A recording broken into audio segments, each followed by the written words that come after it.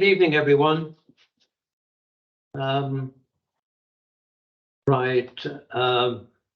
Apologies for absence. No. Okay. Declarations of interest. No. Okay.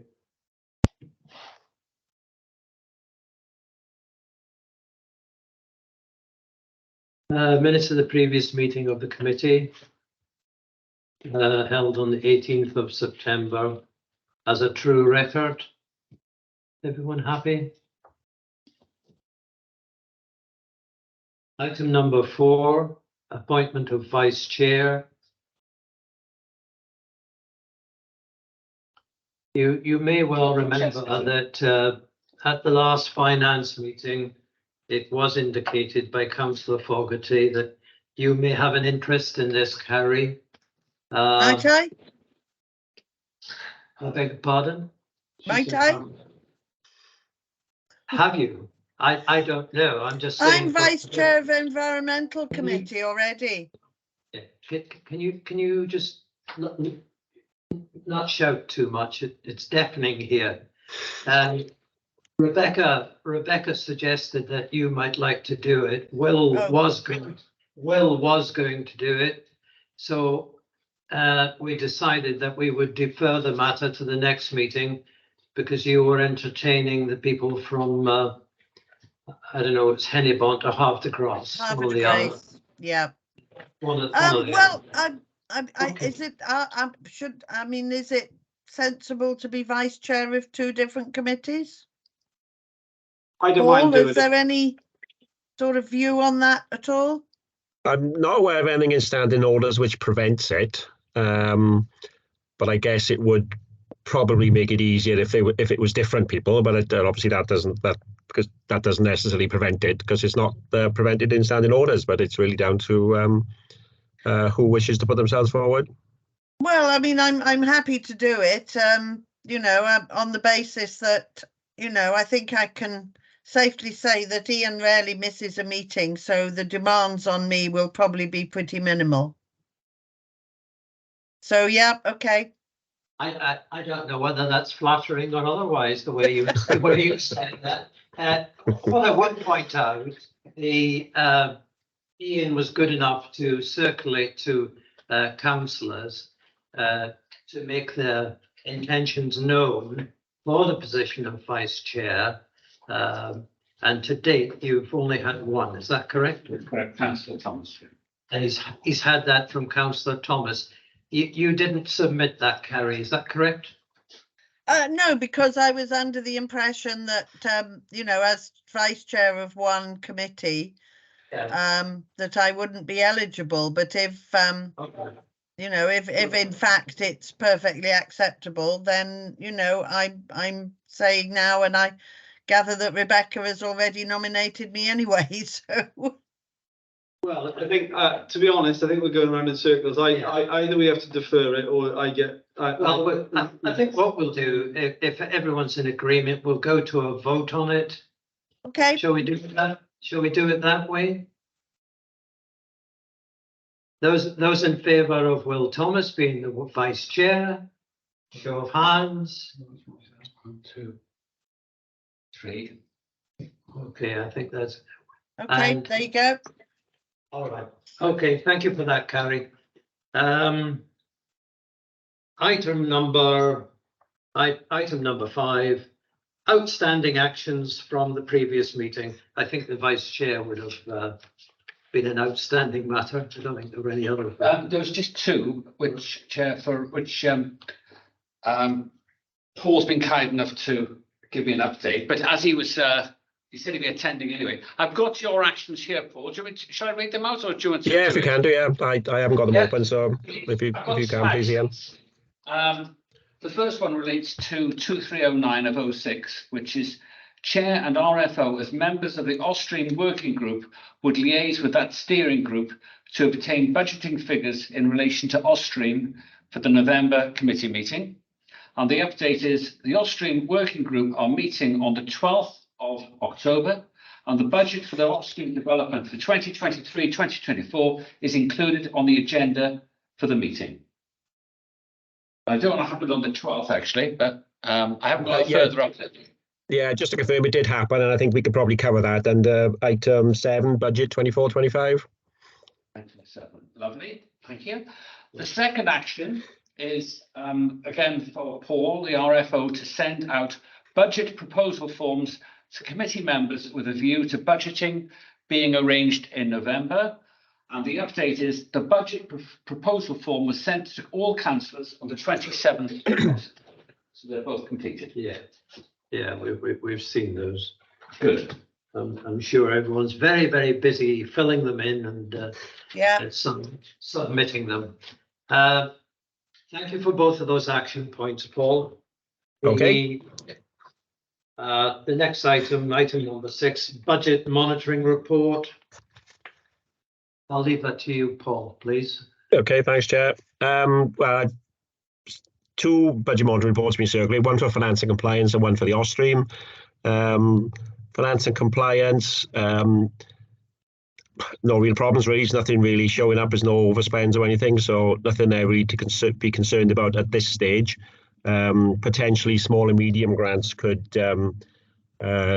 be almost spent, I guess, if everything is agreed on the grants today. But I think there may be some money to come forward from last year, so that would add to it. But I'll be bringing that report to the next committee.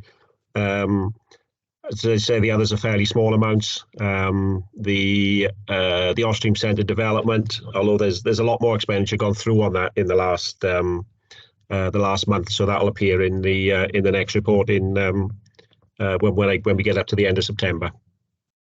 Okay. Anyone have any questions on those matters? Yes, I do. Okay. Evaluation services, has any work been done? Has Alan been approached to last year? He was never even called to do anything. So I'm just wondering why, halfway through the year, we still haven't actually arranged to actually have a proper evaluation of our work, which was part of the principle of having the evaluation external evaluator appointed in the first place.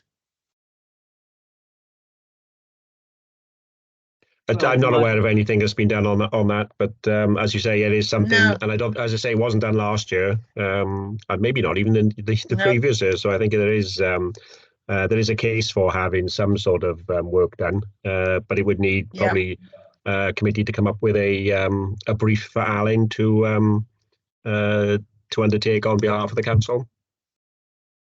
Yeah, that makes sense. If my memory serves me correctly, the sum of money has been in there for a couple of years now or more. Exactly. We've certainly not spent it in the past 12 months. Evaluation, well, he did the scrutiny of behaviour and a number of other things for us, if you remember, and it never really came to an awful lot. But it was felt that it should be kept in the budget. I think it would have to be up to full council really to make the decision to remove it from finance's budget or move it sideways to something else.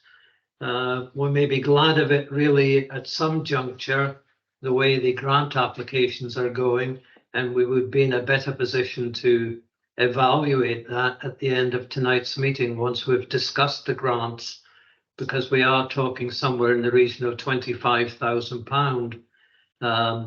But it's up to committee to decide as to how we're going to spend that. Go on, sorry, Karen.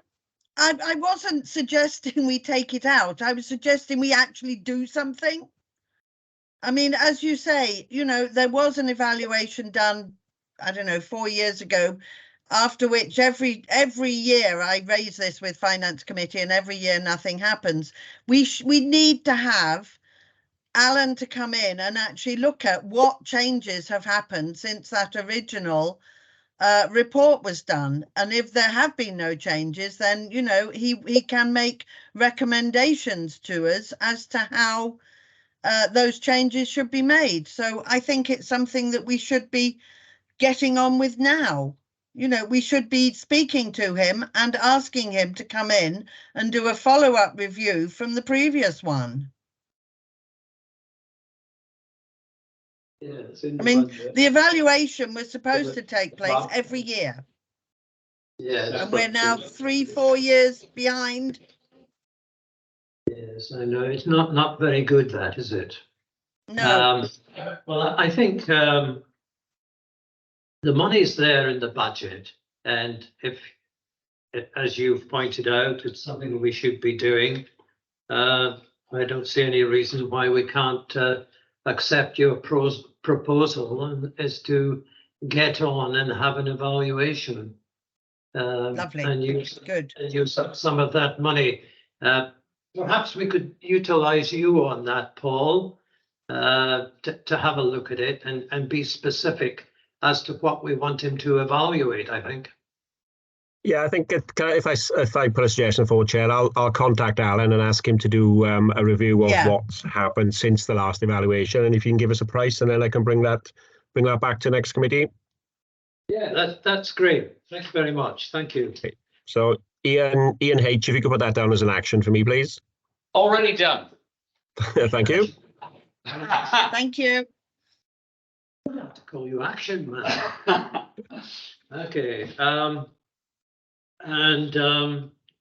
Budget 24-25. I don't know if you want to say anything on that, Paul, or wait until you have some forms returned. The only thing I was going to report back on that, Chair, was the issue of the OS stream for next year, which was discussed at the working group meeting last week. I don't know whether you, Carrie, or Will want to do it, or I'll put forward what the proposal was. We feel that we probably need to put something in the budget in the region of 250,000 to act as match funding for any grants that are being applied for on our behalf by Down to Earth. The only question which we didn't resolve was whether to do it all in one year or to split it over 2 years. So I think the intention is to put a budget proposal forward, one for the whole 250,000 to be included in next year's budget, which will make next year's budget very easy for me, or to split it over 2 years, which still makes it quite easy, but not quite as easy as in 1 year. So just to report that to the committee, and I think it might be worth just considering the budgets that are already in this year and whether you want to continue those next year or whether there's a case for increasing them or decreasing them, so that when you come to your November meeting, there's a firm proposal then on what the budget for next year to be recommended to council is. And the budget for next year is in that budget monitoring report, so there's the figures are there. I can run through those if you want, if that helps, Chair. Do you want to make a decision? Yeah, Will? Yeah, I'm happy with the amount of the grants pot, and I'm happy with, I think it's a good approach that we put forward the two options for Ostream.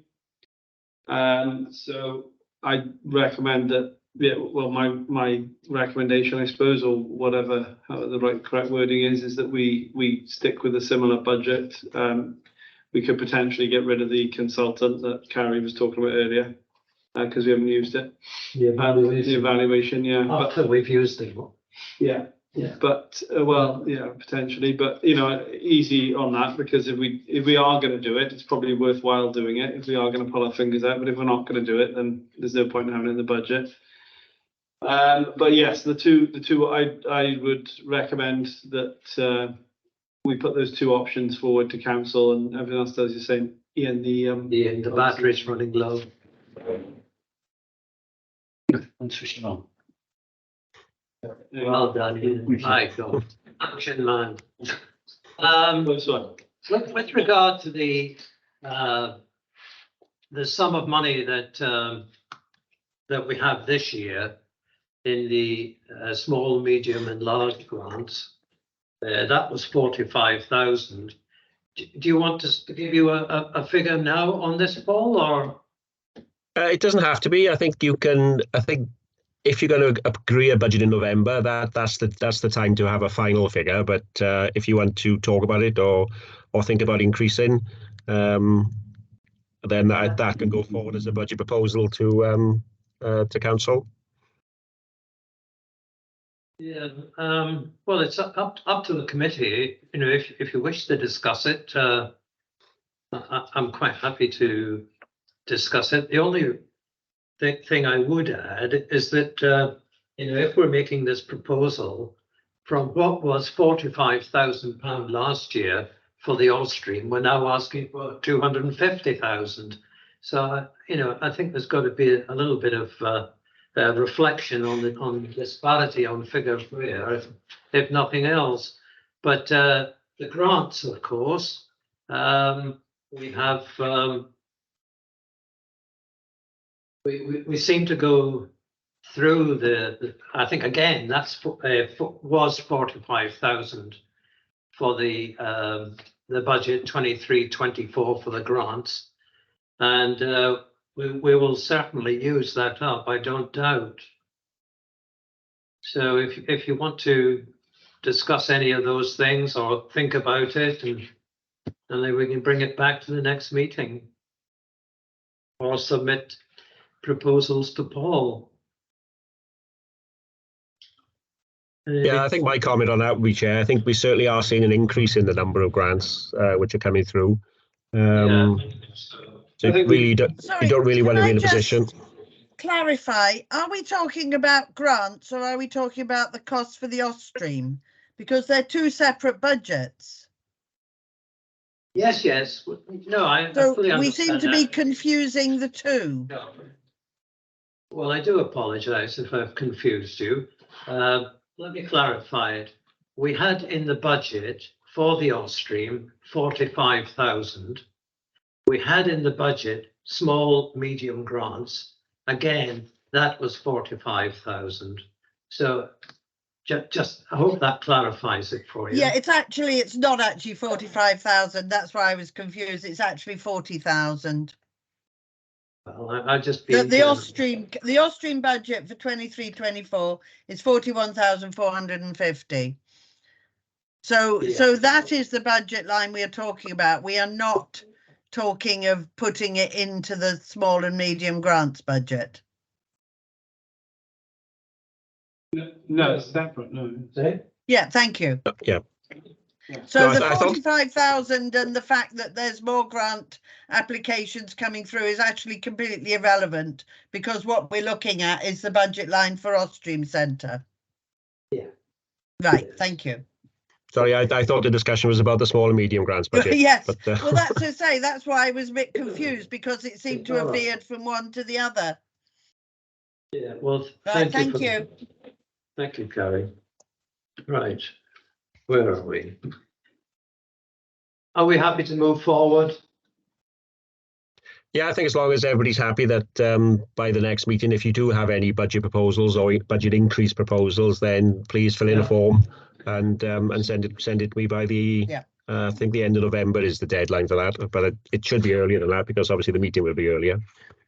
Yeah. Okay. Well. Yeah, sorry, just before we move on, could I just clarify that you've received a budget proposal though for the Austrian and you don't need that, and the recommendation from this group is that we put that forward. Is that correct from everyone?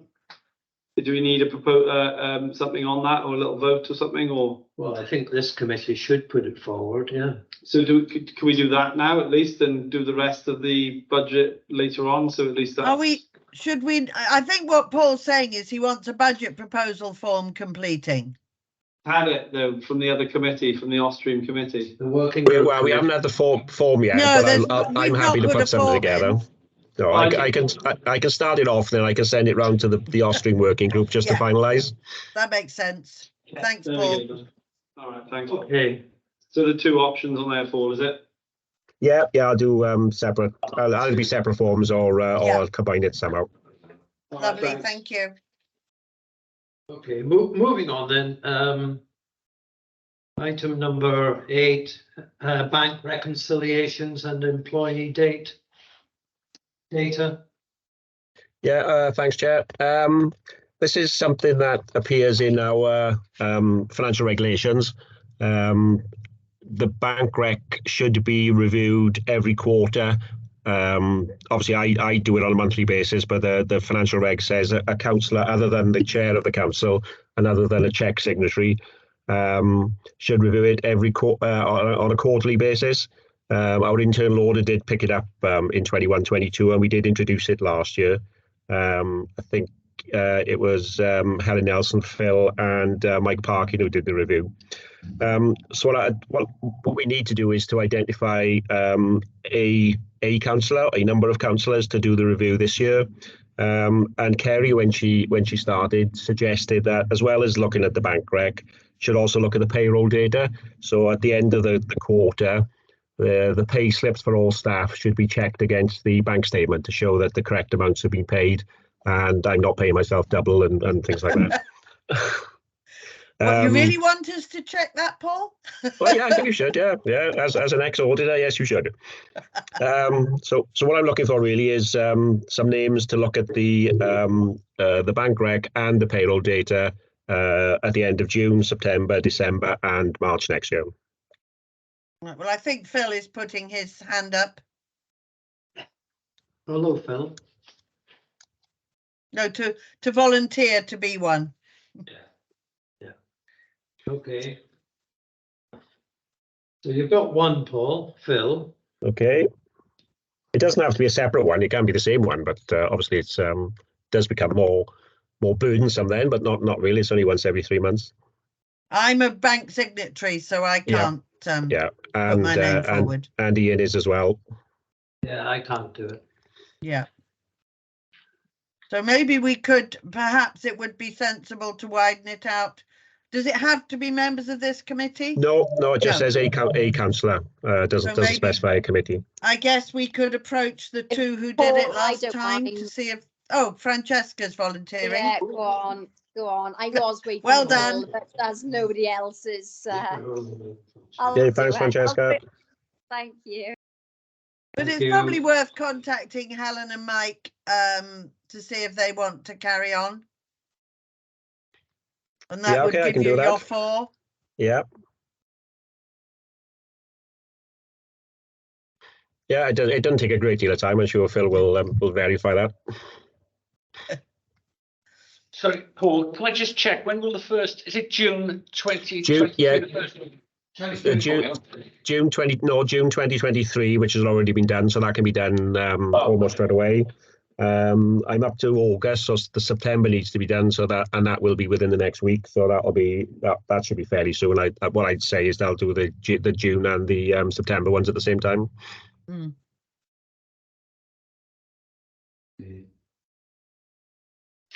Very good.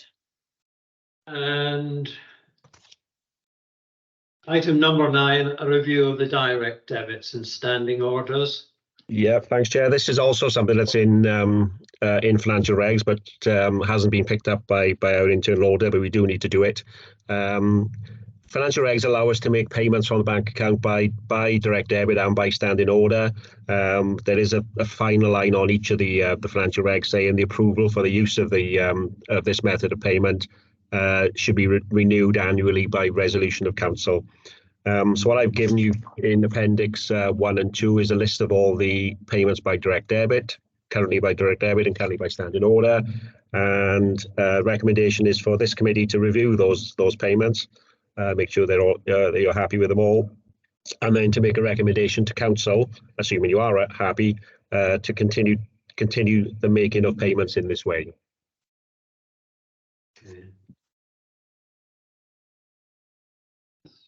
Yeah, I've just got one question, which is just about our electricity supply, because I know that Steve had made inquiries about us joining the Gower Electric Company scheme, but obviously by the look of it, he didn't progress that. I imagine this is the committee, or maybe it's Paul's decision to make, but I do feel that if we have the opportunity, which is available at the moment, to actually get our 100% renewable energy from our local solar farm electricity supplier, that we should be doing it, rather than using one of the multinationals who get their energy from all sorts of places and are French owned. At the moment, this the supply of electricity and gas is done through the Swansea Council procurement. They've got a discount scheme which supplies community centres, and they supply the OCA for the Ostream, and they've agreed to continue that. I'm not sure what the discount is, what percentage wise, but it's something I can find out. And if there is a willing, if you want me to look at the Gower scheme, then I can do that if that's what committee wishes. I mean, they could certainly give you a quote, and then you'd have something to compare that you could bring back next month. Yeah. What was the name of the supplier? They're called Gower Electric Company. I suppose I should declare an interest because we have actually just signed up with them. So I can send you the link to the guy to speak to. They run it through Ecotricity, like that run it for them, but it means it is all supplied through the Gower Electric Company, which has a solar farm. And they presumably don't do gas; it's just electric. You can do gas. Ecotricity will do a dual fuel, so if you want to, you can actually get a quote for both. But obviously the gas doesn't come locally, but so we don't have any gas production on Gower. No. Right, okay. Yeah, anyway, it's a deeper question because the electricity doesn't actually come from there either, does it? But it's there's no way of storing it, battery storage. But anyway, it's a very tricky situation and question. It does come from the solar farm, yes. Well, yeah, the electrons that we're using here don't directly get used as electricity here, but I know where you're coming from. Yes. I mean, it would be us supporting a community interest company. There's that, yes. Yes. Well, there's no harm in exploring it, Carrie, okay? So Paul will be good enough to do that, all right? Yeah, I just need to declare an interest, personal and prejudicial, because I got shares in it. So. Oh God, that's a point. So have I. Yeah, so I'd have to bow out of that discussion. So probably we shouldn't be saying anything. And just to say, Will, we're all stardust. Well, yeah, all the electrons, protons, and neutrons, we're all stardust. Will. So we're talking string theory now. It's even deeper. Okay, well, I don't see that. Just on a side note, just so if anyone does watch this back in a recording, my issue with, not issue is the wrong word, but my worry about solar is obviously that we don't, that we haven't got the battery tech to store the solar. So, it's all very well. Localized solar, like for example on the Ostream Centre with some batteries, great.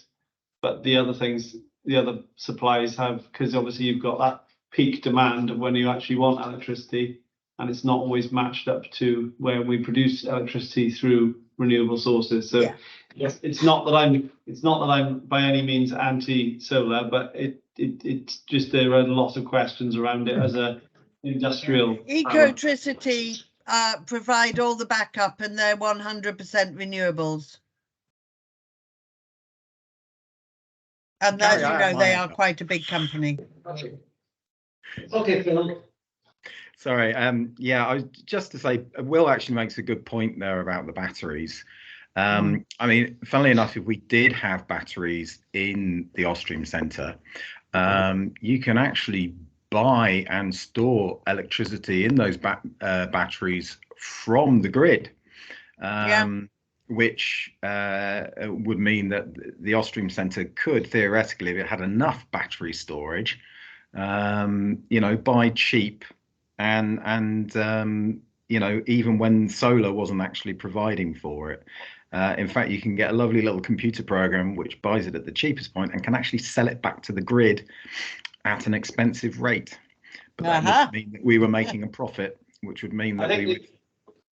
I think the Austrian power stations are harder to sell to the public than the Austrian. I think we should have a power station at Austrian. We should. Why not? Yeah, no, it's a good idea, fella. I'm only teasing. It's a good idea. Yeah, I agreed. Yeah. No, it's good to have that discussion, and I think the thing is to compare the prices that the discounted one from City and this Gower renewable is worth looking at. So thank you for that. Okay, if everybody's happy then to continue to make direct debit and standing order payments, can we, Ian H, can you put a recommendation to council from committee if everybody's happy with that? Yeah. Yeah. Okay.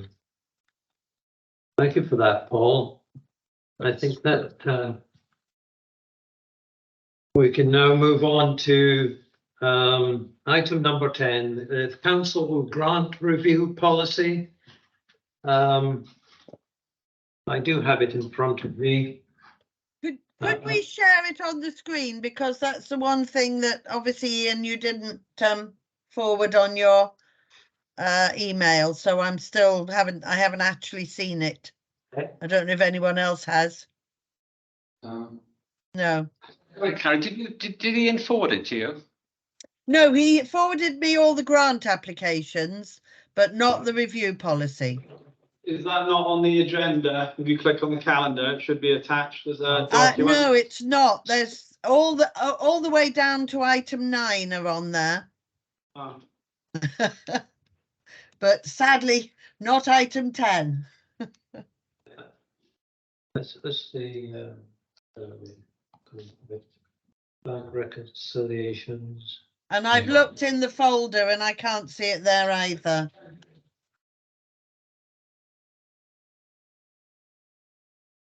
I'm just having a look, see if I can find something here. No, that's the agenda.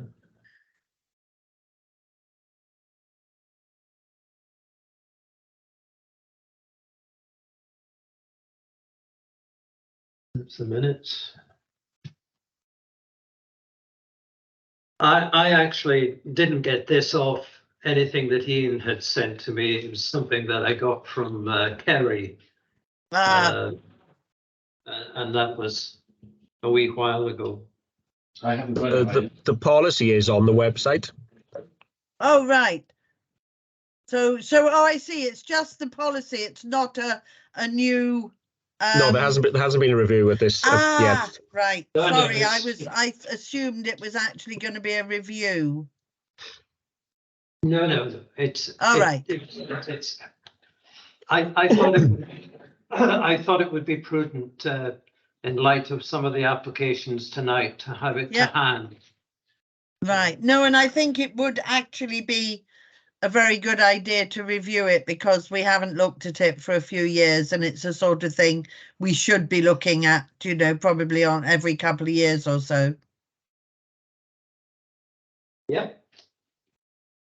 We could put that as an action point, the review of the Mumbles Community grant policy. I think that would be a good idea. Well, Chair, who would you like that who would you like to deal with that? Who's going to do it? The clerk. Okay. I would suggest probably the clerk and perhaps, you know, a couple of people, 2 or 3 people from this committee to form a working group to review the policy. Yeah. We'll suggest it to Kerry, and then we can. Yeah. I'm sure she would like to have some able bodies to go along with her. Nominate anyone.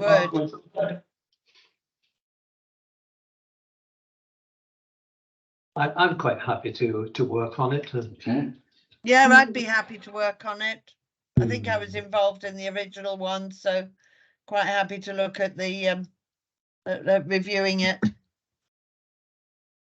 Okay, thank you for that. Oh. Oh, hang on. Right, all right. There. Okay, right, where are we now? Council grant review point, we've done that. We now go on to grants. The first grant application is Whitestone Primary School. It's a grant application for £4,000 to improve play yard area. Now, I mentioned this the other evening when Councillor Erasmus mentioned it at the meeting. The two things, actually, the application has been made by the headmistress, and if we are going to adhere to the grant policy, the application ought to be made by the PTA. So if we determine that we're going to do this in line with the grants policy, we would then ask Ian to contact the headmistress for her then to speak with the PTA to make the appropriate correct grant application. Now, the other thing of concern is because the application is for the schoolyard, it does say in the policy, in respect of grant applications to support our local schools, these must come from the school's PTA and cannot duplicate any statutory provision from the local education authority and must facilitate genuine community use. Now, I see you've got your hand up, Phil. I think we would, as far as I'm aware, Whitestone School isn't available for community or public use. In fact, I don't think any of the schools in our area are, because Swansea aren't prepared to cover it with insurance. But anyway, I open it for discussion. Phil? I think Carrie was before me. Yes, it's blocked. Ian can't see the screen because of the little the little cross. Sorry, the numbers on the hands of Yeah. yeah. Oh, I can see your hand now. Thank you. Okay, yeah, I was just going to say that I totally agree with regard to the fact that I can't see what community use beyond the children who actually attend the school is, unless they have play schemes and things like that that go on after school and in the holidays.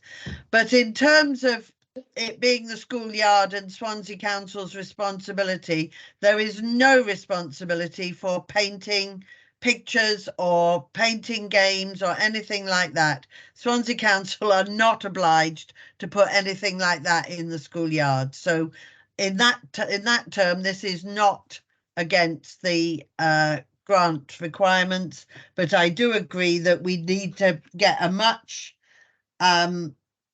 it says, in addition to pupils who attend childcare provision from other schools, but I don't really know quite what that is. So I think we probably need a bit of clarification on exactly what that is and whether that's something that actually is open to, more generally to children in the community. Okay, thanks. Phil, please. Yeah, thanks, Carrie, for that. That throws a bit of light on it for me because I haven't seen the documentation at all. I haven't received any of these directly, and I haven't located them I will forward them online. to you now, Phil. I hadn't seen them either. Thanks a lot. That does help. Yeah, the beautification, I suppose, of the yard. Yeah, I completely agree that obviously this would be parent-teacher association application fodder, as it were. Rather than directly from the school. I mean, Whitestone is a, I don't think there's anything particularly that you've mentioned there, Carrie, that would make me flinch as double taxation or what have you there. I mean, obviously, if that could be gently pointed out as well, if they wished to just rejig that slightly. that would be great. Yeah, and obviously if their application hits any of the sort of the specifics in terms of what we're looking for our council, you know, increasing play options, you know, any environmental learning, you know, sort of benefits and things like that. I suppose, you know, it'd be really nice to see what sort of enhancements would be made to that. Again, if play equipment's going to be along the lines, sorry, as I said, I haven't seen it, fitness equipment or anything like that, where, you know, and how is that actually going to benefit apart from just being pretty? Yeah, I've just forwarded you the email, Phil. Great. With all the grant arrived. applications attached. Yep, just arrived. I shall have a little look. Thank you. Yeah. Well, thanks. Yeah, I think obviously we're deferring this with some comments, is what I'm guessing from everything here. My main comment just being that they're not looking for to raise any funding anywhere else, and they're sort of 100% asking MCC to put 100% forward, which, you know, I don't think we've off the top of my head done for any other school, but I know recently when we did Oystermouth School, for example, they did a huge percentage of the PTA, you know, raised a huge amount of money towards it. So I think we should certainly comment that back, that we expect the PTA to, you know, be contributing significantly. I wouldn't ever put a percentage on something like, I know we do often say 50%, but I think we should have some sway in that. But I think the PTA should definitely be able to, you know, stump up some money. Hang on, Ian's going to just. the PTA is contributing £500. Yeah. It says zero further up. Look, what is the amount requested from other bodies? Zero, and then. Yeah, well. No, you need to look at your own funding. Question 18. It doesn't say PTA, does it? But anyway, okay. No, it doesn't. It doesn't say PTA, but okay, it says £500. All right. Well, But I agree. Should be more. Yeah, it should be. My comment would be that it should be more, and if everyone agrees, maybe we should put that back to them. Yeah. Does everyone agree on that before we move on? The other thing is, I draw your attention to 3.1. Normally, MCC's contribution in response to applications for medium and large grants will not exceed 50% of the total cost of the project. So that does take it down quite a bit more. We could draw their attention to that in our grants policy, maybe. Yeah. Yeah. So can we? Do you want to come back, Phil? Yeah, Carrie. Yes. Not to want to steal anybody's funding here, but Briscoe. Would Whitestone fall into the Briscoe circle? No. Bang. No. Are you sure? Only west. Oh, they might. Because I think they're probably too far west. Right. Okay, but it might be worth checking Because it just scrapes the edge of the sort of the angle of it. It might do. Yeah, but it might be something worth us sort of pointing in their general direction, maybe. Or yeah, I mean there are various grant funds, alternative grant funds they could apply for. Yeah. Yeah. Okay. Cool. Just to clarify, are you when you mentioned Briscoe, are you talking about the landfill grant system? Yeah, the landfill tax. Yeah. Okay. All right. Can we agree then that we'll defer decision on this, other than to write to the school and point out some of the anomalies? Yeah. And if there's a query, you can let me know, Ian. I'll send you a draft. I'll send you a draft email. Okay. All happy with that? Yeah, that sounds good, Chair. Okay. Right. And the next one is this one is Yoga for Health. Is a grant application. Have you all? Yeah. Councillor Thomas. Yeah, I think there's Sorry, a lot. I thought Heartbeat Trust is the next one. Heartbeat Trust. It's number 12. Oh, so it is. All right. I've got so many. I know it doesn't Heart- matter, but we don't want to end up missing them if we've not taken them in the right order. Yeah, thank you. We'll come back to the yoga after. Heartbeat Trust UK grant application, and it's a grant application for £9,900 towards providing defibrillators in Mumbles hotspots. Now, I think it would have been helpful if in the application they'd highlighted where the hotspots were going to be, so Yeah. we could have a look at it and we could agree or not to agree as to whether they should go there or thereabouts. Anyway, well. Yeah, thanks, Chair. I think that's definitely something that if we could feedback, Ian, is that we'd like to see a map of where they think the provision is and what they're planning to provide. Secondly, we have given quite a lot of money to the Heartbeat Trust already, and we do have a good coverage in Mumbles. The other thing I'd just like to point out is the funding, which they're claiming is sort of matched almost, is not, because Swansea Council are already committing that to car parks across the county. I don't think, but I will check, that is to do with the Heartbeat Trust application. So I think them saying that this amount of money, thanks. So they're saying here, they're asking for 9,900, and where it says what have you got other money wise? It says approximately £5,000 from Swansea Council for other. So my other question would be, is that £5,000 from Swansea Council reliant on this 9,000? Which I think the answer would be no. No, I don't think so. No. No, exactly. So I think the what they're doing there is they're trying to say that is combined with this, but it's a completely different thing. So I think we just need to ask that question: is that Swansea Council £5,000? Is that conditional on us, on our grant funding, or is it completely separate? Please. Thanks. Carrie's got funding. Carrie? Yeah, a couple of questions I've got on it. First of all, I'd like to know how many defibrillators £9,900 will provide. Because I mean, I know I've only literally had a minute to look at it, but I can't see anywhere where it says how many.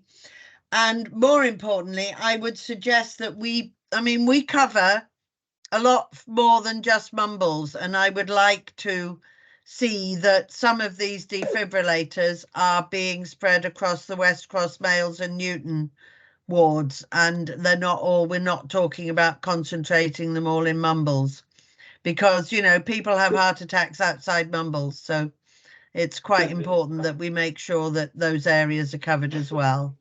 In fact, if anything, as Will said, we're actually quite well served in Mumbles village itself. So, I would look a lot more kindly on it if they were providing the same level of coverage in the wider MCC area. Yeah, I think if they had submitted a map, that would have given us a better indication as to the numbers. If I can say, Newton has got 4 defibrillators, 1 at the village hall, 1 at the local newsagents, 1 at the petrol stroke garage, and the other one at the men's club on the opposite St. Peter's on Caswell Road there, which I help fund with my allowance. So again, can we agree to defer this then to another meeting? Francesca's got a hand up. Oh, Francesca. Sorry. Yeah, no, thanks, Chair. Carrie, it was just in response to Carrie's question. They're about £1,900, Carrie, because Thank you. We've just put one now from Heartbeat, not in this ward, but the £1,900, £9 grand. I know it's a lot of money. Yeah. Like you say, it doesn't go very far. And I think we're all probably very much in support of it, but it would have been handy to see where they were actually going. Thank you. Thanks for that. Okay, right. Now, next one. And the next one is number 13, Mumbles Bowls Club grant application. It's to assist in the payment of green maintenance charges and the sum of £2,149.46. Will? Thanks, Chair. This is we have this grant every year, have done for the last 6 years. It provides the maintenance of the bowls green. I think they've been doing it for actually far longer than that. I've only been here 6 years, but my only point would be there's now 2 bowls clubs operating off that green and a croquet club. So I know they all have meetings regularly. We shouldn't prioritise any one over the other. So I would ask them to submit it as a joint application, and that would be my only point, really. Yeah, that's a good point. Go on, Carrie. Go on, Carrie. I was going to say, and ask that all those 3 clubs are equally involved in the match funding of it as well. Yeah, they already are. Fundraising from the 3 of them would look good. Yeah, I know. Actually, sorry, Francesca, jumping in just to give a bit of information. I know the croquet actually pay the bowls club, Right. and I don't think that's how it should be, because No. it's a bit messed up, really. I think once we do eventually get the lease, we can obviously sort this out. But at the moment, the croquet are paying the bowls club, and the bowls club are getting money off us and then paying Swansea Council. Anyway, sorry, Jess. No, thanks for that. Francesca? No, I'm quite used to Will interrupting. It's no problem. No, I'm only teasing. I think the reason probably why they put it in the name of the Mumbles Bowls is because they are invoiced directly by I think it's like Swansea Bowls Association. That's probably why Mumbles Bowls have submitted it in their name, because they're the ones who put. I don't disagree with it not going out. I'm in full support of that. But I was going to actually try and ask, because we've within their budget this year we have granted them 10 grand, and I was just wondering. So I'm guessing this is separate to that, and how do they access that additional funding? Could I just jump in there, Paul? I think you're the best one to answer this, but it's not that we haven't granted it to them. It's a budget line that we have to spend on the pavilion. It's for the pavilion. Yeah, it's not necessarily for them. Refurbishing following the community asset transfer, which has not been. No, so okay, so it's not for the. So would they have to? You have to get that lease in place, and then it's for. Okay, that's fine. It's just because I know I've asked the question a couple of times, but at least I can go back and relay that back to them. Thank you. We can still spend money on it, but then we'd have to make a decision whether that's prudent without a lease. And I don't know if it would be, to be honest. No, I think my view is I think we need to get that that document signed, and then that's the time to start spending that money. Yeah. Would it be appropriate if we made it an action point, the CAT transfer? Right. Yeah. Paul? Sorry, yeah, I thought it was last month, wasn't it an action point for the clerk to contact Swansea Council to chase up the progress? Well, I must be honest, I've lost track of the timeline. It's something that's been going on for years now, and sit here just dithering. They have promised at a recent meeting. Sorry, Chair, to jump in, but at a recent meeting, we were promised by the gentleman from the council's point of view that it would be done by Christmas.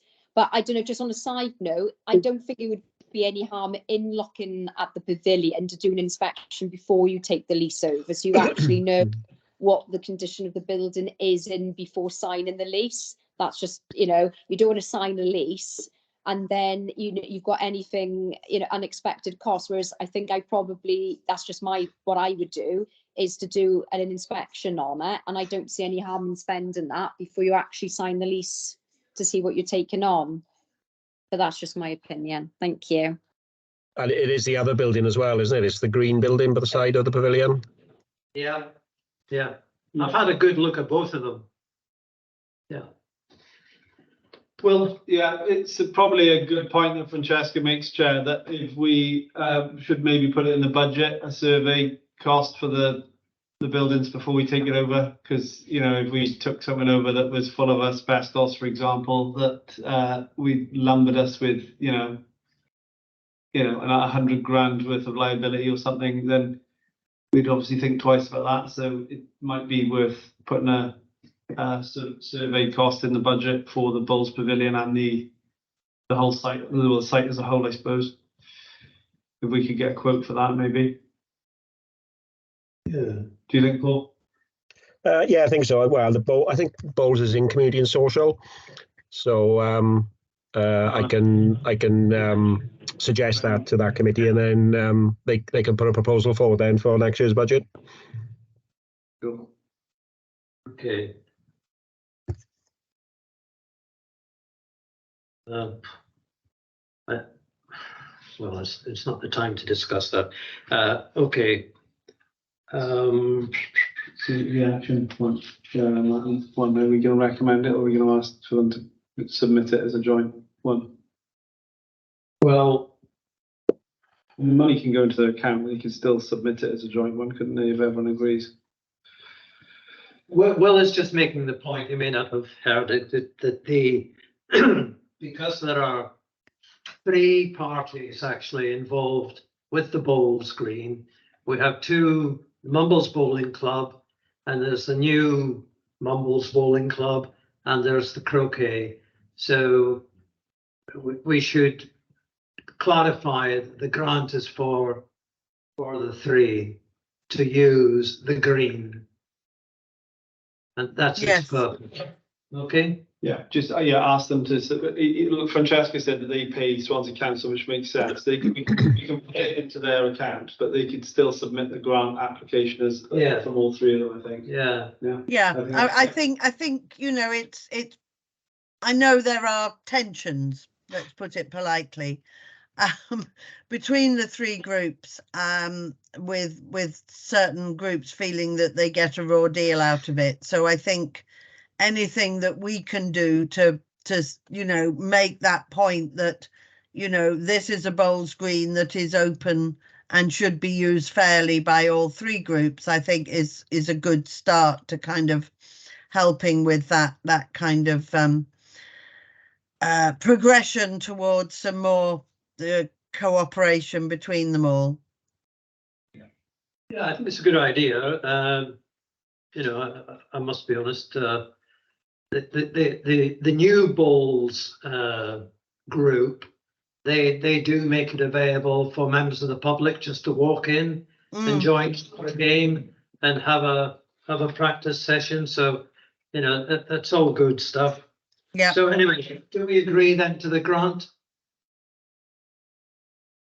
Subject to, well, we asked, again, it's deferred back, isn't it, for them to resubmit as a joint application? I mean, you want it officially resubmitted? Yeah, I think so. Okay, all right.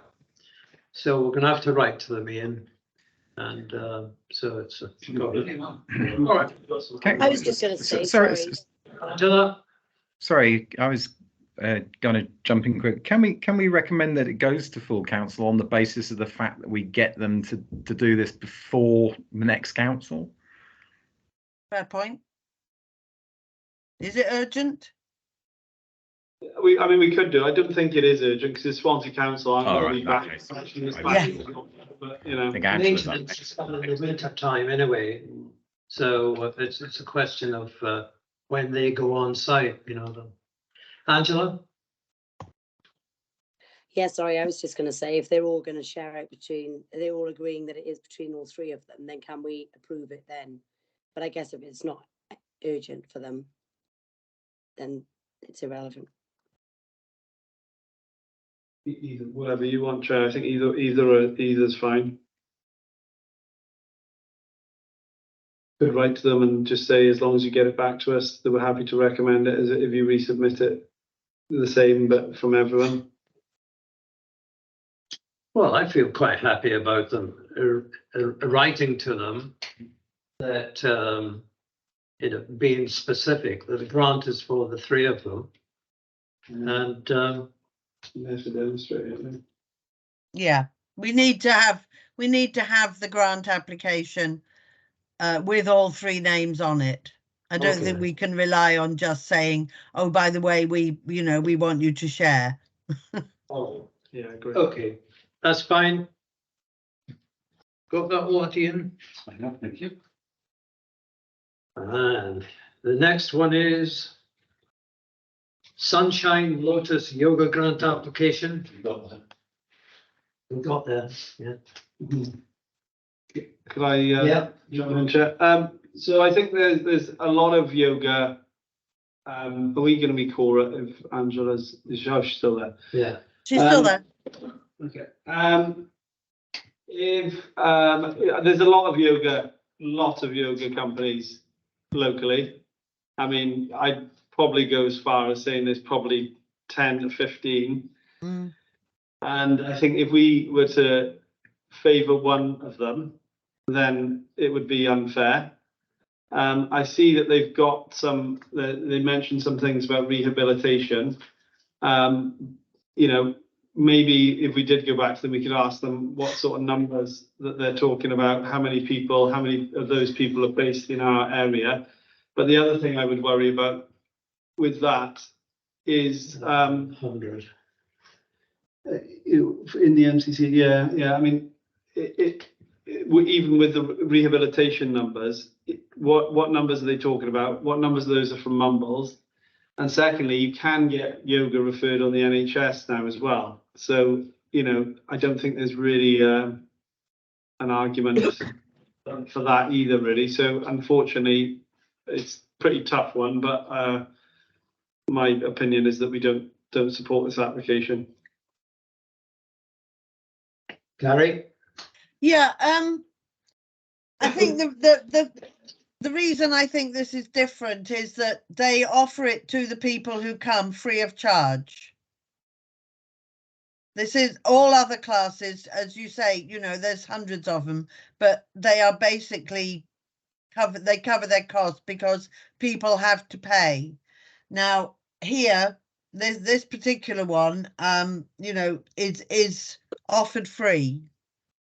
And so I think that perhaps puts it in a slightly different category to the other ones that are just purely commercial classes. I think we might want to know, as Will said, a little more about how many of these are they all local MCC residents, and if not, what proportion are, and also what are they all people who have various sort of disabilities or mental health problems or whatever? Is it specifically those people that she's working with, or can anyone who wants to just turn up and get a free yoga class? So I think perhaps we just need those points clarified. Bill? Yeah, I was going to say pretty much the same as Carrie there. I noticed that this seems to be the provider that works out of the Linden Centre in West Cross. Certainly the yoga over there has done very well, and I believe it is open access. But obviously those interested in it, it has been advertised as a well-being session, a sort of a free session over there. Yeah, I'd like to see more like this in the outlying areas, and I certainly think this would highly benefit people on lower incomes to be able to access in their community. But yeah, I think we need more clarification. Just as Carrie said, I wouldn't want to find out that people that I don't know, we're sort of on some sort of yoga tourist quest for the free yoga, but that it was actually reaching the people that it's meant to serve. Okay, Angela. Hi. It's the same with all the exercise classes. Whilst they may be free, the instructor or the instructors doing this will no doubt have lots of other classes that they also do for money. And so offering the free classes does help their business, and therefore I feel opens the floodgates to all of the freelance instructors, be that yoga or anything else. And then where do we stop? That's the only thing. It is nice to offer it for free, but then will we be seen as biased towards one instructor over another? That's my only concern. Okay. Thank you, If I can just come back on that for a second, I understand that, and I understand your worry about that. However, there are areas of the community that yoga is not exactly what I would consider to be the average sort of go-to fitness session for some people, and actually having an opportunity to do it free, or at least a trial to do it free, is really important. And I mean, there may be things in there in a grant application, like how many free sessions does somebody get? If it was for, if it's for health and well-being, is it a case that a course is 12 sessions, or 6 sessions, or what have you? I mean, if it's GP approved, one would probably think it was only going to be about 12 sessions anyway. So there's issues like that. I do understand your worries about floodgates, but I think that if a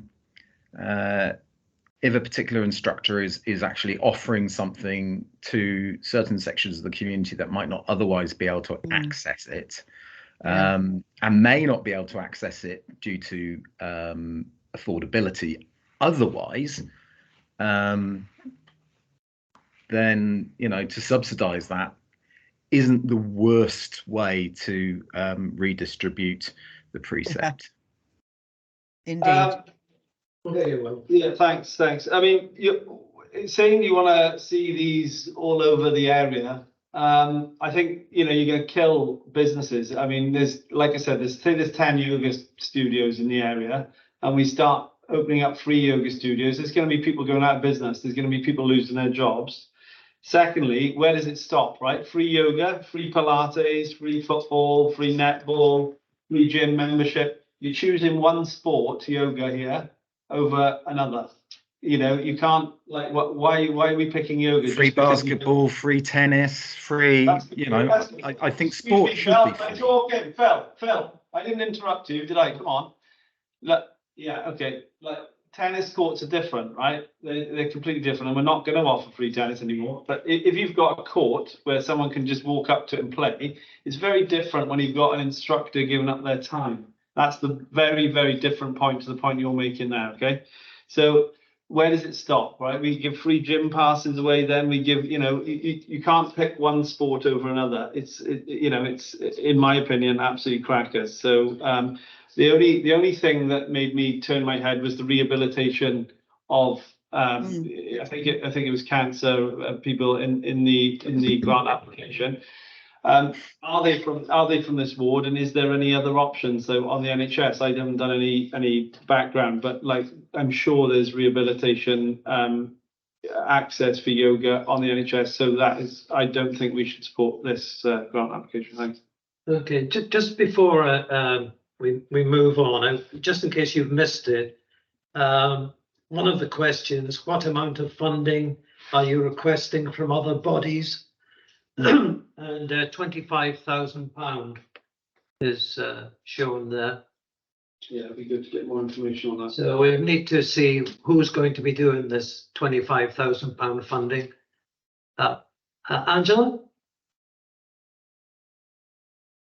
Hi, sorry. Yeah, just with regards to the yoga session we were just talking about, I know there was one fitness class, I can't remember what it was, that we sort of agreed to a fund, but it was only for a certain amount of time. So it'd be that, 6 weeks, 8 weeks, or 12 weeks, and then we were waiting on the data getting back to us. I don't know how that came about, how that ended. A bit different. Yeah, it's a good point. That was a bit different. That was the dance class that was yeah. If we go back over the notes, you'll see a little bit different. I've not heard anything about it, Angela. Thank you. Do you want to come back, Phil? Yes. Firstly, apologies for interrupting. Will, I don't necessarily agree with your point of view on this one, as I think we've probably established. I do understand that there are other people out there who would want to tout their business, and I do have sympathy with what you're saying about opening doors. I don't think it's a floodgate, really. I think there are opportunities for people to offer their services to different clientele and different people that may or may not want to access this, and that's kind of what I'm saying here, is that I mean I it's not to annoy anyone, but you wouldn't necessarily want to put a croquet lawn on West Cross Green, but then again maybe you would. It's a case of horses for courses, I suppose, but where something is being offered which is being taken up slowly, and it looks like it's actually having a positive effect on the community, I do think that's something positive that we need to explore and look into. But yeah, I completely agree in terms of things like the grant application, the 25,000, all those things. All of those reasons would be to look at perhaps sending that back and asking them to sort of provide some further information. Thanks. Yeah. Okay. Thanks, Carrie. Yeah, just picking up on Angela's point that, perhaps when we refer it back, we say, we would consider funding a initial 12-week, which is how long it is, initial program, to see what, in terms of, the people who use it, the disabilities, the illnesses, whatever we're supporting, and to confirm that they are indeed local residents. So perhaps, we do it in the same way as we did with the dance class, and say, if you can provide us with this information, we will reconsider it on the basis of a 12-week trial session, course. Yeah, I think we're all agreed that we need to contact the Yoga for Health, and there's no doubt about it. Perhaps the comparison with the overaged and those that have trouble with balance and all the rest of it, we give the grant for that dance class. I can see that. That's a bit of a niche facility that's being provided within the community.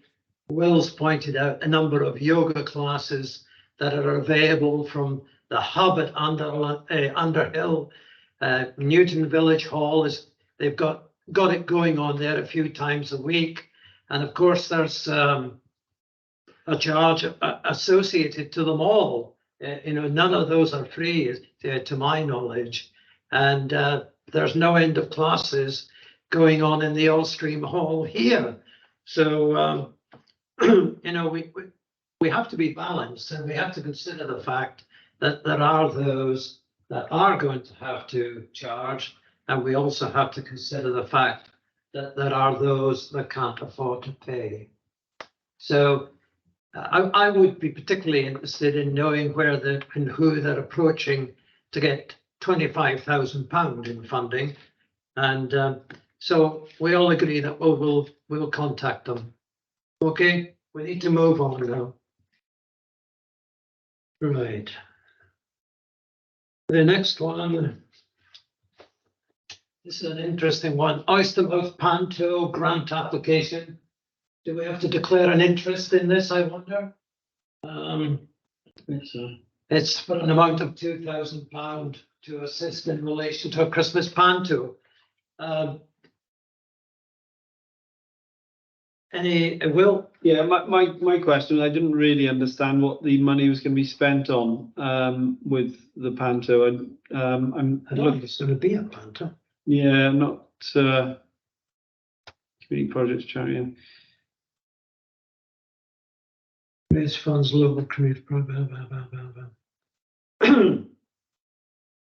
I don't believe this is an application from the Austrian players. I don't think it has anything to do with them.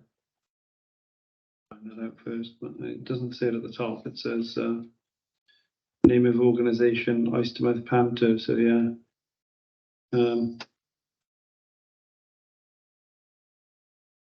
I don't really. Has anyone else read this and understand what they're actually asking for with the money? You're on mute, Carrie. Yeah, it's terribly vague, and the main thing that they're asking for like anything, you know, they have, which would suggest they don't actually have a budget. And you know, realistically, we need to know what their budget is, what it is they're going to do with that budget, and how much money from that, you know, of that budget are they asking us for? Because, you know, if we offer them 500, does that mean that the panto doesn't go ahead and therefore the 500 is wasted? Or if we offer them 500, it still goes ahead anyway, so why would we bother to offer them 2,000?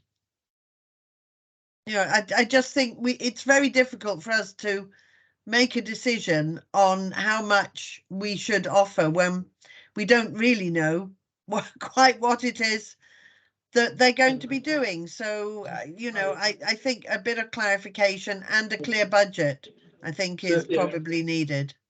Yeah, so in the sake of moving forward, we shall ask them for what is the money going to be spent on, and can we see a breakdown of other funding and what you need for? Yeah, great. Okay. All agree on that.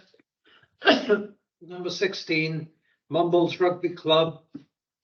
This is a retrospective application, really, to contribute towards community-based annual festival.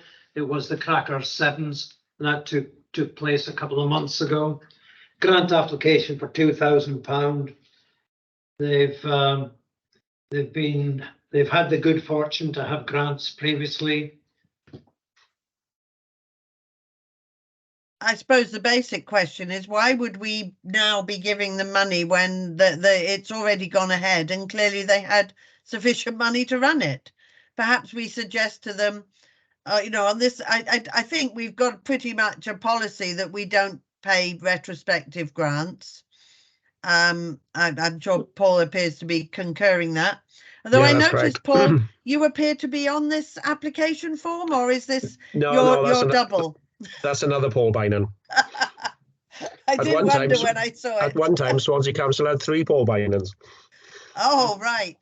So yeah, I'm afraid, as far as I'm concerned, that yeah, we just go back to them and say, well, sorry, but you know, you have actually already spent the money, had the festival. You've clearly been able to run it without this money. Please come back to us next year and make sure you put your application in good time to ensure that we can consider it in advance of the event. Angela? Yeah, on the same topic, actually, out of interest, because they were there obviously for the Cracker Sevens in Underhill Park, and by the very nature of them being there and serving alcohol meant that the Underhill hub couldn't actually open, and they couldn't make any money on that day. And so hopefully that will be different next year. So I'm just wondering if they wanted some money to enable them to make sure that they were there next year, and do we want them there next year, or would we prefer Underhill Hub to be open next year?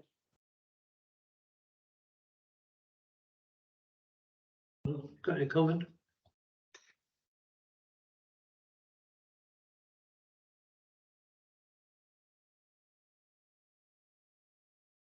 £2,000 for Mumbles Rugby Club. Oh, sorry. Cracker Sevens. Oh, sorry. Yeah. The Cracker Sevens. I think the building they've got so the hub was actually shut for this. So far as I understand it, the Cracker Sevens is really important to Mumbles Rugby Club's income. MCA weren't or aren't or they can't agree to giving them the income on the bar. Yeah, it was all done in March. Yeah, so they've agreed, but what they did agree to was shutting the hub so that the event could take place.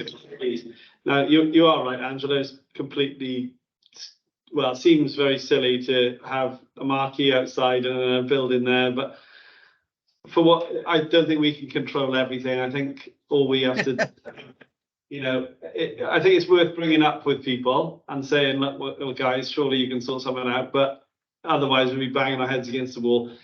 I think it's very important to Mumbles Rugby Club's income, apparently hugely, like, don't quote me on the percentage, but it's a very big percentage of their. It costs 15,000 to put on. Yeah, but what the amount of money they make on it, I mean, yeah. How much? Because it obviously costs a lot of money to run the rugby club, so they don't ask us for a lot. So I'm for such a big part of the village, I'm happy to support it retrospectively, and personally would be happy to do so in the future. But we'll have to see if that comes in.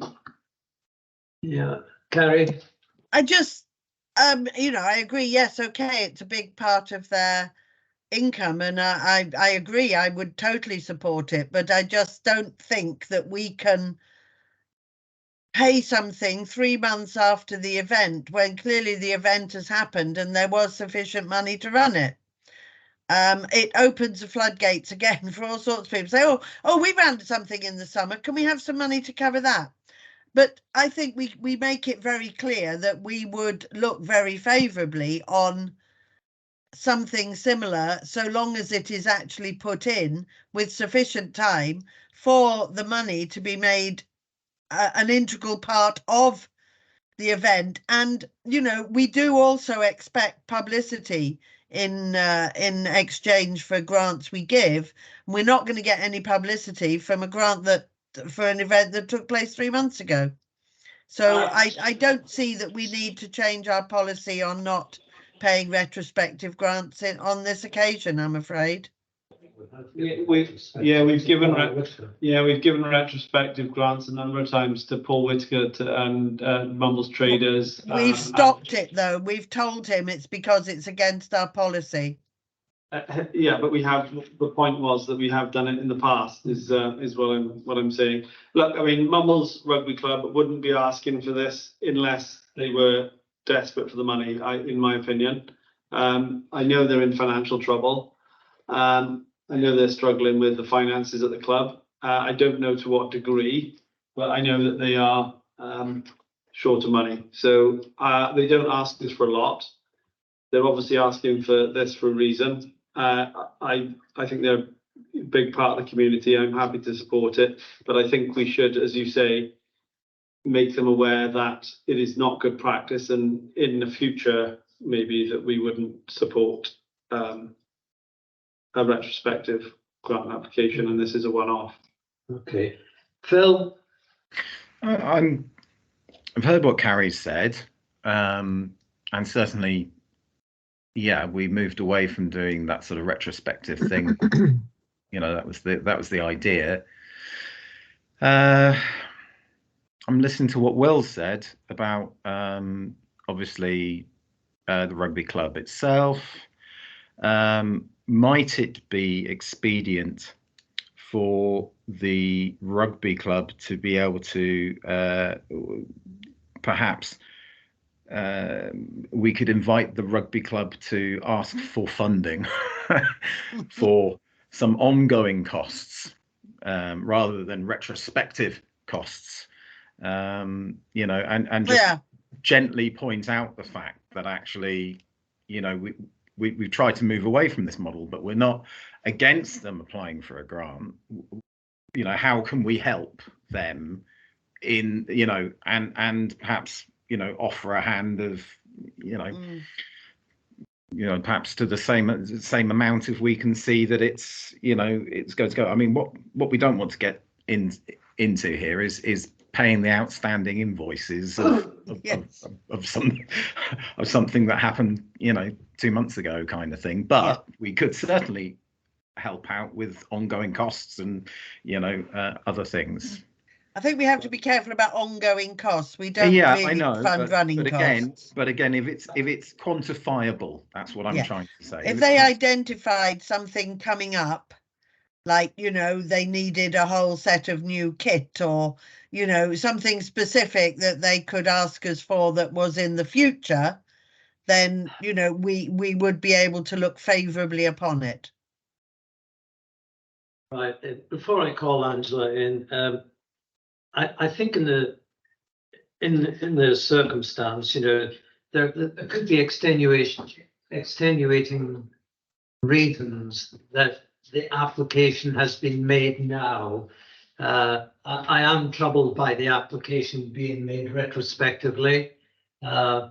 So if we were to contact a rugby club and try and establish the reasons for this, and make it quite clear that we're not in the habit, or we're not in the game of giving grant applications retrospectively, but you know, I do believe we should look at it.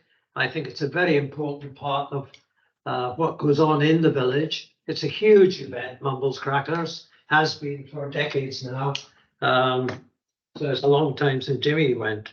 Can we agree that? And anyway, Angela.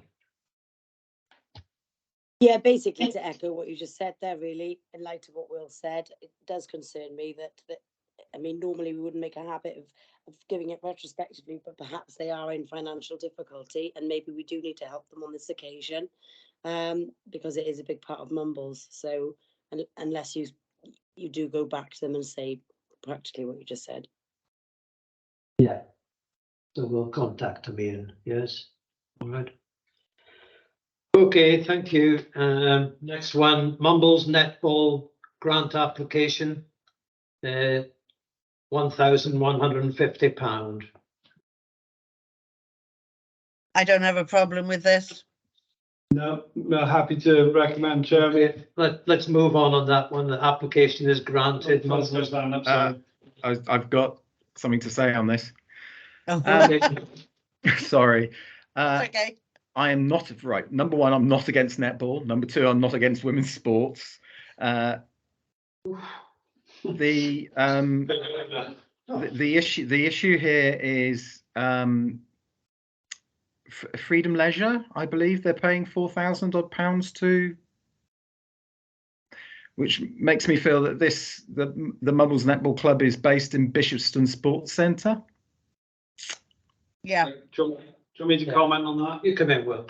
Please. Basically, Phil, the only indoor sports facility anywhere near Mumbles in the winter where the girls can train is Bishopston Sports Centre.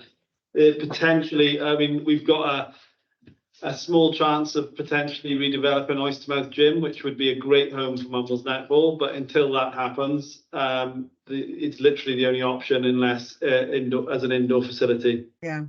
Has anybody been to West Cross Community Sports Hall? Good point, but or to the schools? I mean, I'm not saying no on this at all. I think this is an excellent thing for us to support. It just strikes me as slightly odd that, you know, we're funding something in Bishopston, which isn't even our area. Having said that, obviously, I know that a lot of people will go outside the area, you know, who can get there by car or, you know, after school or what have you. And I think that's an excellent, you know, a club to support. Perhaps my observation is that we just need better facilities in Mumbles. Oh, definitely, 100%. And it's worth mentioning, I'm sure it's worth us bringing it up about West Cross, but it probably calendar probably I mean, clashes. The I mean, facilities. if they're are- using the main sports hall there, that's 2 or 3 courts that they can all practice on it. And the West Coast Community Centre sports hall is only really 1 court. So and again, outside isn't the answer in the midst of winter. So yeah, but I just wanted to raise that as a question and a point. Yeah, we definitely need better facilities. You're right. Carrie? Yeah, I take Phil's point, and I agree. It would be lovely if we had facilities for netball in Mumbles, but unfortunately, yes, we do have West Coast Sports Hall, but it doesn't have netball facilities. And there would be a cost involved in actually, maybe that's something that we might be able to look at, is investing in the necessary facilities, the nets, the hoops, Yeah. and all the rest. But at the moment, I agree with Will. It's the only place where they can play at the moment, and I do know from many years back how long they've been going. A lot of girls from Mumbles do go there, so it is a lot of our community who are using it. Okay, can we take a vote on this then, seeing there's been a bit of a division? All those in favour of the grant application? Okay, so that's approved, Ian. Thank you. Thank you for that. And the next one, Sunday Tea Group grant application. It's a grant application for £425 to assist in the prevention of elderly people from becoming isolated. Anyone know where this is held? I do know about this because the lady approached me for advice on where potentially she could get funding. So I pointed her in the direction of our grant application. I haven't helped her at all with the grant, but I just, they meet at Bethany Hall in which is obviously right in the middle of MCC area. They've been running this for years, and they do it all on a voluntary basis. They have people who drive their cars around collecting these people, who don't require any money for petrol. They do it just, to help these people out. These are very elderly, very isolated people who otherwise probably wouldn't get out at all. And so for £425, to be honest, I think it's a bargain. Yeah, I agree. I'd concur with that. Can we all vote on that? Angela? Yeah, no, absolutely support that. Yeah. Happy? Yeah, okay. Happy. Right. Training budget update. Well, we did have a training course, a fortnight ago now, code of conduct. So there's nothing more to report on that front. So, I don't know if this is relevant, but is it the same one where the training budget was increased by 800 to 1,000 at the full council last week? Would that be relevant? Yeah, I think Carrie advocated that. Didn't you advocate the training budget being increased, Carrie? Yes, I think it was a particular. I've forgotten now. You've got to remind me. I haven't got it in front of me, so I can't see exactly what it was. But I think it was to do with the training budget that Kerry had put together. Yeah. And that I was recommending that in order to be able to increase the opportunities for other elements of training, I think the point was made that there is other training, not just One Voice Wales. And particularly some of our staff, like Lydia or, Claire potentially, who want specific training in areas that are environmental or marketing or whatever, that we should have sufficient budget to ensure that people can actually access those courses that are outside the One Voice Wales remit.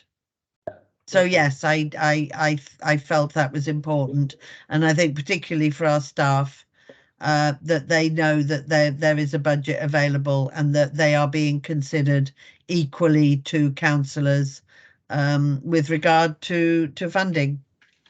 Okay. Right.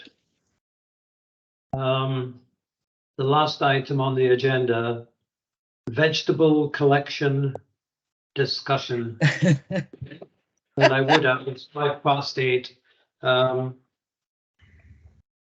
Where, is there Yeah, anyone quick wants to on pick this this one. up? I am aware of a letter that was sent. Who did it go? Mumbles Community Council. Have any of you Yeah. seen this letter? Yes. Yeah. It's from a company called Kai Tai Community Supported Agriculture Project. And they have two fields, one in London, one in Ilston and Gower.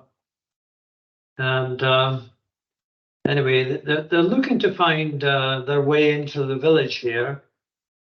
And hence they've contacted us. Any comments? Just very briefly, because I'm conscious, you know, that I want to go make dinner. Yeah, I think it's a great idea. Sadly, we have lost our greengrocers, and therefore we don't have access anymore to fresh vegetables. So I think anything that enables people to continue to access fresh local produce is really, really important. The 2 points I made with this is one, I think there's 5 veg box schemes across Gower, so perhaps it's something we should be looking at, you know, looking at if there's some way we can provide support for all of them. My concern with us using Ostream is that, you know, most people collect them at weekends, and Ostream is pretty much shut at weekends. So I don't see how they would actually be able to collect their veg boxes. I think it needs to be somewhere that's more accessible. I think it was Phil's idea that perhaps we speak to Choice is Yours and ask if they would be willing to let these veg box people use their premises, which they do still own, you know, and use that as a collection point. And hopefully that might encourage, you know, more people to look at buying local veg, because they'd actually see those boxes being collected by people and hopefully ask questions and quite like to get one for themselves. Okay. So yeah, that's Thanks. Angela? Yeah, I mean, just a couple of things. I like the idea of what they do. It's lovely. I don't think it gives a level playing field to the other farmers who are doing very similar things, to be honest, in the rest of Gower. But also the Choice of Yours, firstly at the bottom of Newton Road. I don't know what the position is for that. I don't know whether another business has got it or not yet. I don't know whether anybody else knows of that. But Rob did say that Newton Village Hall, I think, sorry, Newton Village Hall were doing collections for this very company. So there is a collection. No, it's a different company. Oh, is it? Oh, yeah. I thought it was the same one. No, no, it was they mentioned another of them. Oh, right. Okay. Yeah, I mean, I as far as I'm aware, Choice of Yours will still deliver, I think, if people locally wanted to. They will, if you ring through, yeah. Yeah. Okay. Yeah, so Thank you, Angela. Phil? Just to pick up things there. Yeah, I mean, it'd be great if we had a place that we could offer, and talking about the level playing field, you know, if people were willing to drop off their food box schemes to a single point, we could actually make that point open to any of the X number of farmers across Gower or Kicks, or, you know, whoever's growing at the moment, as long as they met the regs, as it were. But it's having that facility that's open 7 days a week. Yes. And this sprung a little trapdoor in my mind open, and I did send a wee email around to everybody with a bit of a sort of a thunderous brain idea that I had, which would probably come to nothing, which was the idea of actually looking at trying to solve a number of problems that we might be facing in the next year or so, which are the sort of the current slight decline in business and footfall at the top shops, the number of open properties that seem to be down at the bottom shops, and obviously at some point Ostream Centre is going to get redeveloped. So my thought was, we're going to need a new home for ourselves. We still need to be in the heart of the village. The lower part of Newton Road seems a sensible place if we can afford it. And bearing in mind that we've in our past actually had offices above one of the shops before, I believe, temporarily, then actually might it be that we could actually have a shop front as well. So if you haven't read the email, please have another look at it, because I think I probably said it more succinctly there. But actually, if we could do something which kind of ticks all those boxes with one building, even if it's for a short period of time, where we could give perhaps the top shops a little bit of shelf space at the bottom and a bit of advertising, and say, if you want their cool stuff, it's up there, by the way. Or, if you want to, buy stuff and not have to walk back up the top shops again, you can collect it from here, but you can also collect your veg boxes from here, and you can collect, other things there. Yeah, it would certainly mean additional staffing, and it would certainly mean staffing 7 days a week if we were going to be able to do that. But it might also provide a service that for a period of a year or so, whilst things were being redeveloped, might actually be quite beneficial for the community. But I leave that for your consideration. Thank you, Phil. Angela? Yeah, I understand the idea is nice, Phil. I have no idea how we'd be able to fund that. I don't think it would really help the footfall at the top of Newton Road either, because obviously it's at the bottom of Newton Road. And I don't think the choice of yours necessarily help the top of Newton Road. I just think the funding of having a shop and the bills that would be associated with that would just be, crazy, if I'm honest. Well, yes. Yeah. Sorry, Will. So, as I said, it's an undeveloped idea. Right. Sorry, it's an undeveloped idea. Well, then you can come back in after. I'm going to ask similar questions, Phil. So if you could follow up, that'd be great. Just as Angela says, the rents on some of the cheapest bottom shops probably about 30k, right? Then you've got rates, even if you don't qualify for rates, if you're a charity or whatever, then you've got staffing, electricity, everything. So in my opinion, that is very bad allocation of budget. The top shops, I think, are actually thriving, but they are not. The retail is not thriving up there. Okay, I will agree that the retail is struggling, and there's about 3 or 4 retailers left up there. But everything else is finding its purpose, and maybe that is the free market. I don't know. I mean, I'd like to us to try and increase the footfall as much as we can, and I don't suggest that we don't. But if you look at what's happening in those top shops, they're sort of, the retail's shutting down. Then you've got people providing services coming into them, and they are lasting and staying long. Like, for example, all the offices that have taken over there have been there for a couple of years now. There's a new therapy centre opening. All the barbers are doing well, as far as I understand. The estate agents are still not going anywhere. So I don't think that they're doing badly. I just think the retail up there is doing badly. But again, we should be trying to increase the footfall. Why don't we look at? It's a good idea, though. I do think it's a good idea, but I don't think we can afford it. What the Ostream Centre, though, as you said, we're redeveloping that. Is there some way that we can, incorporate this into the design somewhere at the back? Maybe, for example, where the bike store is currently designed, so it's still in the centre of the village. Yet it's not central. Maybe we could have a word with the architects and say, look, this is something we want to do. Have we got room for it at the back somewhere there? So just an idea, anyway. Yeah, I mean, you could almost make it like, those Amazon collection locker things, where people who are signed up to the scheme have a key code or something, and then can just go in and collect their box, and there wouldn't be a need for anyone to be there to open it up.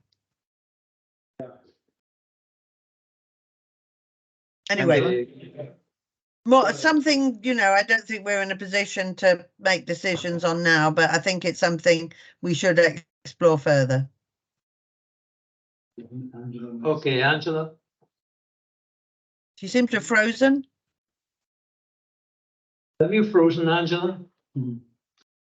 Looks like it. All I'll say then is that, as I said, it was a bit of an odd idea, and yeah, I take on your points there, Will, that obviously the services up there and the bars and what have you. So yeah, I mean, I do, you know, in this day and age of online meetings, we don't even necessarily need to have a premises for the duration of the Ostream Centre redevelopment. So yeah, I put that forward as a bit of an old sort of bit of thinking, as it were, but certainly you know, it would need to be developed, and you know, where better to develop it than the finance committee. But yeah, it was just an idea, a crazy moment in my head. Thank you. Okay, Angela? Yeah, sorry, and just to say, Phil, I didn't think it was a crazy moment, and I didn't want to diss your idea either. I mean, it's nice that you're thinking about, you know, increasing the footfall, because we do need to do that at the top of your road as well. So just, yeah, just thought it might be too expensive, but yeah, Austrian Wall to develop for sure. I think it's something that we can revisit again when we've got more time. We'll chat with the architect, doesn't it? Yes, we can chat with the architects, and instead of having a council chamber upstairs, we could have a fruit and veg box room or something instead. But anyway, what concerns me is how we operate Ostream, how we look after the staff, how we don't overload the staff. The idea of having a locker that you can put veg into and what have you. You know, we need to revisit it. I think we've done enough this evening, and we'll get back to it, and Carrie can go and make dinner, okay? Thank you. Thank you all very Good much night, for coming. Thanks very much, Paul. Thanks, Okay, everyone. thanks all. Bye. See you all. Bye bye. Oh, Paul, hang on, Ian. I'm just stopping the recording. Oh, no, damn it. I've got his phone number. If you want to ring. I've got his number. Sure. I've been using it for ages. But Good. just thought,